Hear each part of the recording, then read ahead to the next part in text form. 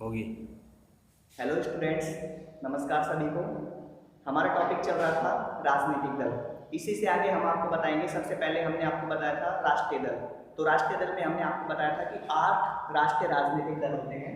सबसे पहला मैंने आपको बताया था भारतीय राष्ट्रीय कांग्रेस। भारतीय राष्ट्रीय कांग्रेस। एक बार शॉर्ट में मैं आपको इनको रिवाइज करवा दूं। इसकी स्थापना 28 दिसंबर 1885 को हुई थी। ठीक है, ए ओ ह्यूम ने की थी। दूसरा, भारतीय जनता पार्टी यानी कि भाजपा। इसकी स्थापना 6 अप्रैल 1980 को अटल बिहारी वाजपेयी, मुरली मनोहर जोशी और लाल कृष्ण आडवाणी ने की थी। अगला तीसरा, बहुजन समाज पार्टी। बहुजन समाज पार्टी। इसकी स्थापना 14 अप्रैल 1984 को काशीराम ने की थी। अगला, भारतीय कम्युनिस्ट पार्टी।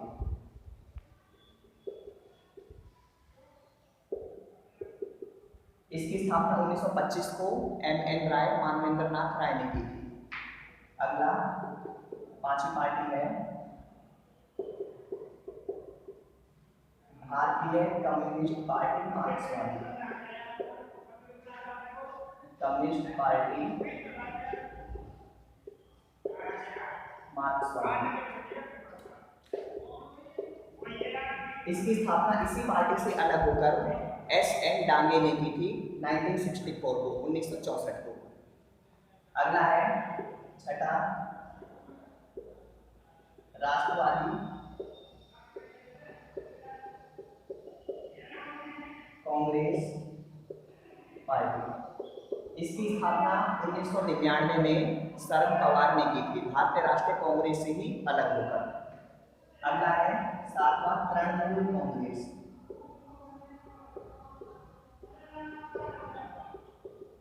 तृणमूल कांग्रेस। इसकी स्थापना 1 जनवरी 1998 को श्रीमती ममता बनर्जी ने की थी और पश्चिमी बंगाल में ममता बनर्जी की सरकार भी है, वर्तमान में वो वहां की सीएम है। 2016 में चुनाव आयोग ने इसको राष्ट्रीय राजनीतिक दल का दर्जा दिया था। अगला है आठवां, जो 2018 में बना है, National People's Party. People's Party. यहां से उस दिन हमारी वीडियो कटी थी, है ना। तो नेशनल पीपुल्स पार्टी, इसकी स्थापना 2013 को, मैंने आपको बताया था उस दिन, 2013 को पूर्व लोकसभा अध्यक्ष पीए संगमा ने की थी। पूर्व लोकसभा अध्यक्ष।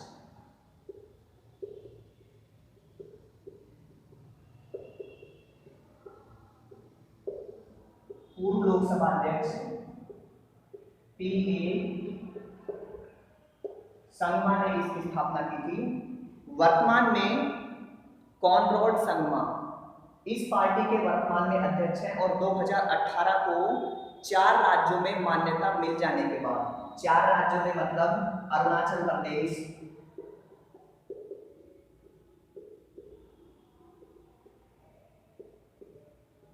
मणिपुर, मेघालय और सिक्किम,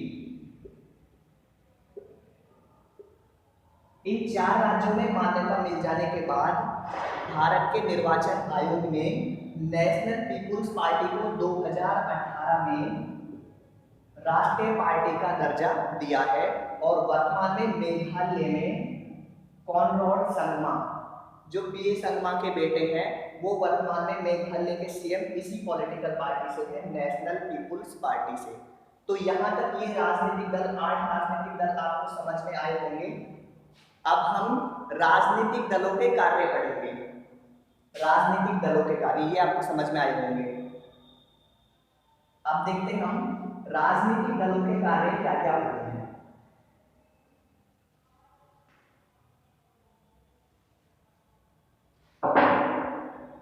राजनीतिक दलों के कार्य, राजनीतिक दलों के कार्य। सबसे पहले मैंने आपको अर्थ बताया था, राजनीतिक दल एक संगठित लोगों की विचारधारा होती है जो चुनाव लड़ने और सरकार बनाने में काम आती है। तो एक संगठित लोगों की विचारधारा का समूह राजनीतिक दल होता है। तो सबसे पहला काम राजनीतिक दल का क्या है? चुनाव लड़ना। एक पॉलिटिकल पार्टी बन जाने के बाद जो उसका सबसे महत्वपूर्ण काम है वो क्या है? इलेक्शन लड़ना और जनमत का निर्माण करना, लोगों के बीच में जाकर वोट मांगना। दूसरा, नीतियों और कार्यक्रमों को जनता के सामने लाना या सार्वजनिक करना।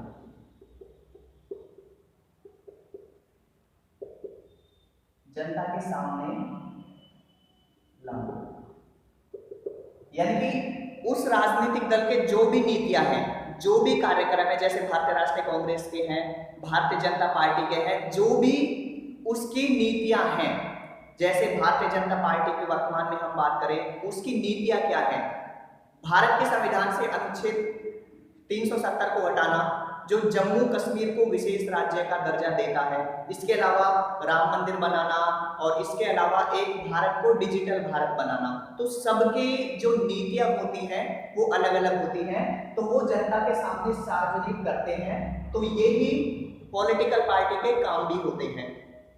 अगला तीसरा हम बात करते हैं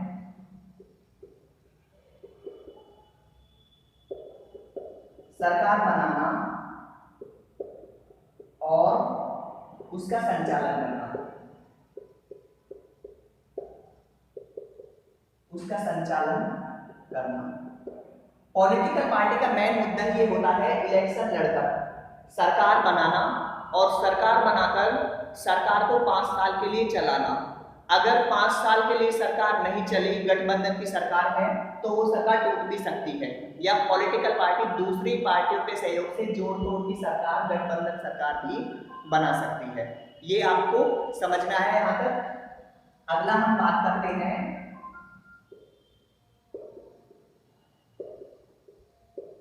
विरोधी दल के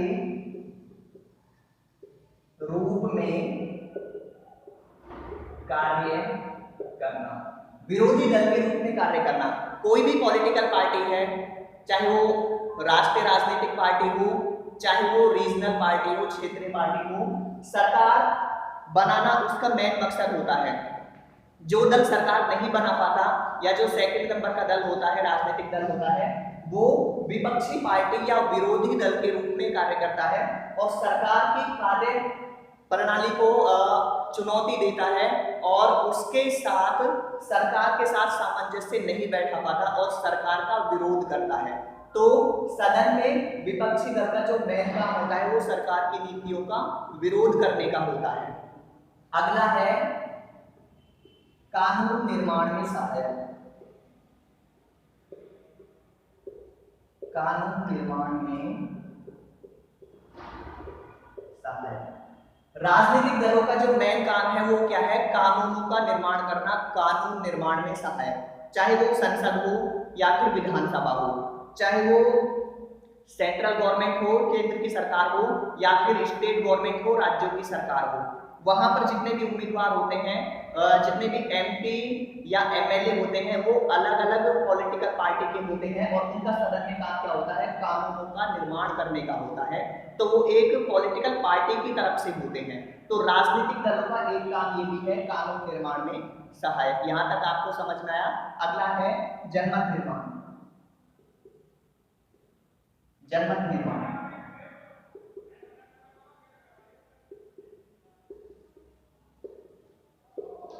राजनीतिक दलों का एक मुख्य काम क्या है? जनमत का निर्माण करना, यानी कि जनता के बीच में जाकर जनता को जागरूक करके अपनी पॉलिटिकल पार्टी की ओर आकर्षित करना या अपनी विचारधारा को फैलाना और अपने ज्यादा से ज्यादा सपोर्टर बनवाना और अपनी पॉलिटिकल पार्टी को ज़्यादा से ज़्यादा बढ़ावा देना, ताकि जनता एक राजनीतिक दल के सामने आकर मिल सके। क्योंकि अधिकतर भारत में क्या है, बहुदलीय शासन है, बहुत सारी पॉलिटिकल पार्टियां होती है, कोई भी व्यक्ति अपनी अलग पॉलिटिकल पार्टी बना सकता है और इलेक्शन जीतकर सरकार बना सकता है। इसका ताजा उदाहरण 2012 का आम आदमी पार्टी का है, अरविंद केजरीवाल जी का। उन्होंने आम आदमी पार्टी के नाम से अपनी अलग एक पॉलिटिकल पार्टी बनाई और आज वो वर्तमान में दिल्ली के सीएम भी हैं।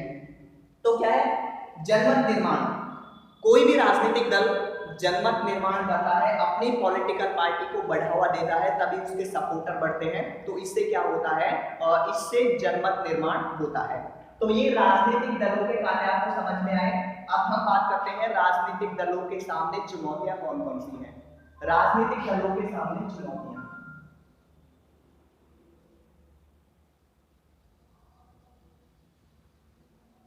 राजनीतिक दलों के सामने चुनौतियां,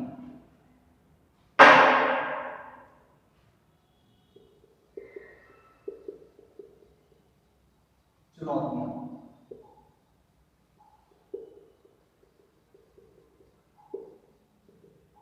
यानी कि राजनीतिक दलों के सामने कौन कौन सी समस्याएं आती हैं। सबसे पहले हम बात करते हैं आंतरिक लोकतंत्र का अभाव। आंतरिक लोकतंत्र का अभाव। आंतरिक लोकतंत्र का अभाव राजनीतिक पॉलिटिकल पार्टी में कैसे होता है, यानी कि उसमें जो नेता होते हैं, उसमें सभी नेताओं का काम क्या होता है, सत्ता प्राप्त करने का होता है। तो इस उद्देश्य से वो काम करते हैं। और कोई व्यक्ति लोकतंत्र के अंतर्गत यानी कि पॉलिटिकल पार्टी के अंतर्गत सभी व्यक्ति चाहते हैं कि उसको कोई अच्छी पोस्ट मिले। तो उसमें क्या होता है, उसमें आंतरिक लोकतंत्र का अभाव होता है, यानी कि उनमें एक मत नहीं होता। ये राजनीतिक दलों के सामने प्रमुख समस्या होती है कि जो उसमें नेता होते हैं, जो उसके कार्यकर्ता होते हैं, वो अपने अलग अलग क्षेत्र में उनका जो उद्देश्य होता है, उनका ये होता है कि हमको कोई पोस्ट मिले, कोई पद मिले, इस उद्देश्य से वो काम करते हैं। तो इसलिए उसमें आंतरिक लोकतंत्र का अभाव होता है। तो ये राजनीतिक दलों के सामने एक गंभीर समस्या है। दूसरा है वंशवाद।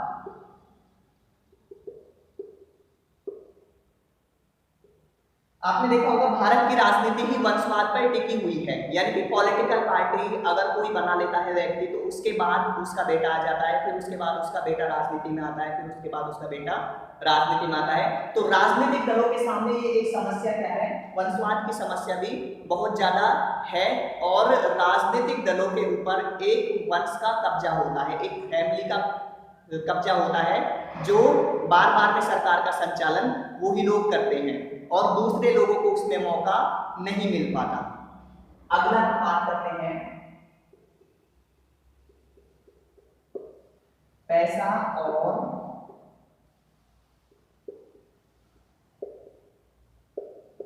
आपराधिक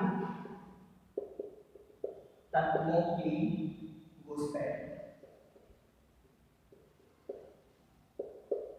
राजनीतिक दलों के सामने जब भी वो इलेक्शन लड़ते हैं, चाहे वो सेंट्रल गवर्नमेंट का इलेक्शन हो, लोकसभा का चुनाव हो, या फिर स्टेट का इलेक्शन हो, विधानसभा का चुनाव हो, पैसा और आपराधिक तत्वों की घुसपैठ कोई भी पॉलिटिकल पार्टी की तरफ से होती है।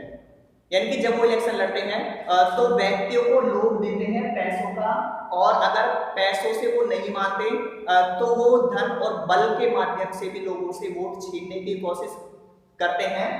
तो ये भी क्या है, ये समस्या भी राजनीतिक दलों के सामने एक मेन समस्या है।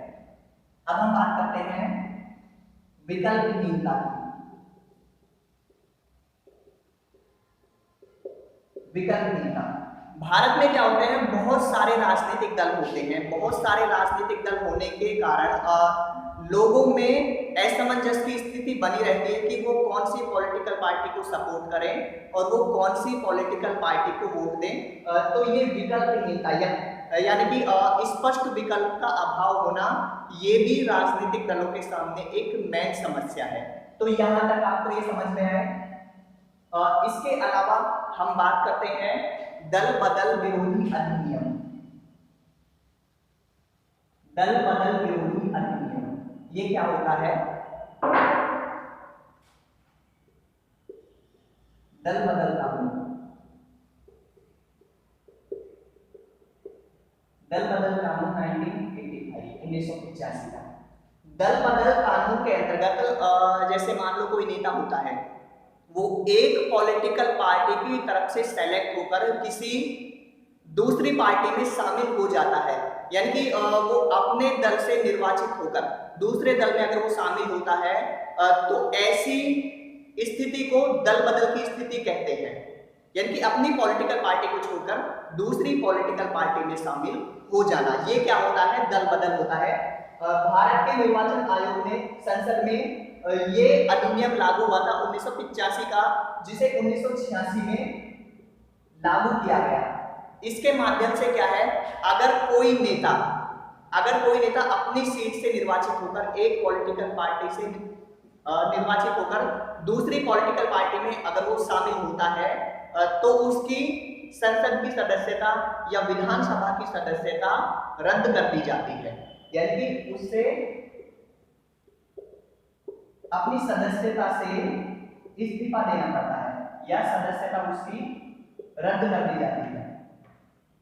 तो ये होता है दल बदल विरोधी कानून। तो राजनीतिक दल का ये चैप्टर आपको समझ में आया होगा। आप लोग इसको ध्यान से देखकर और इसको सुनकर समझकर अपनी नोटबुक में करेंगे। धन्यवाद।